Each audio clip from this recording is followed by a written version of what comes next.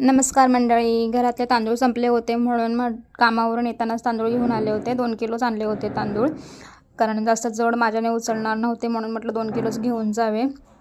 आणि आज खूप कंटाळा आला होता. येईपर्यंत 4 वाजले मला, कारण उशीर झाला. गहू वगैरे चक्कीवर दळायला टाकले होते. मग तोपर्यंत 4 वाजले, म्हणजे चहाचा टाईम आपला.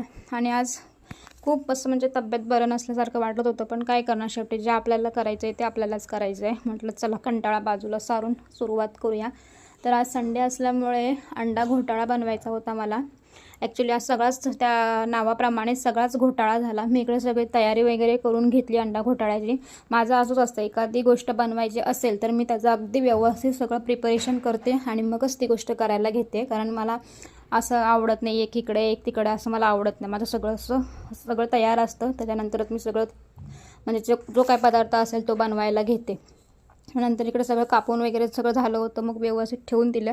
आणि नंतर खाली मोठ्याला बोलवायला आले. तो इकडे खाली नवीन सायकल आणली आहे, तर तो सायकल खेळत होता. तो काही सायकल सोडत नाही, सायकल सोबतच असतो. आणि एकच दिवस मिळतो संडेचा खेळायला, त्यामुळे तो होता, कारण दिवसभर तो शाळेतच असतो. 6:30ला घरी येतो. मग इकडे छोटूला पण आंघोळ घातली.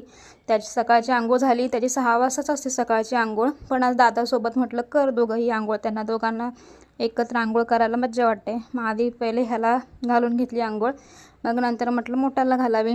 तर अंग वगैरे चोळून दिलं की मग नंतर ते दोघं आतमध्ये मज्जा करत पाण्यात खेळत बसलेली असतात. आणि आज काय झालं माहिती आहे का, देवाशपथ माझ्या लक्षात नव्हतं की आज म्हणजे मी ह्याच विचारत होते की आज रविवार आहे. रविवार म्हटलं की नॉनव्हेजचा दिवस, आणि मी त्याच विचारत होते. आणि त्याच विचारात मी तो अंडा घोटाळा बनवायचा बेत केला होता.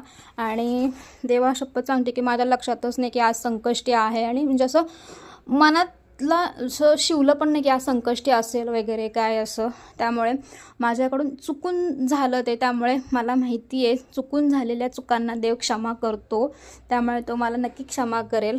कारण मी हे सगळं चुकून केलं ना, की मुद्दाम केलं किंवा ठरवून केलं आहे. आमचं जेवण झाल्याच्या नंतर मला चिनूच्या बाबांनी सांगितलं, आज तू कॅलेंडर बघितला होतास का? तर मी म्हटलं की नाही. नंतर मग माझ्या लक्षात आलं की असं का विचारतायत म्हणून. तर नंतर बघितलं, मोबाईलमध्ये कॅलेंडर आहेच माझ्या. काल निर्णय बघितलं तर संकष्टी होती. अरे बापरे, एवढं वाईट वाटलं ना मला.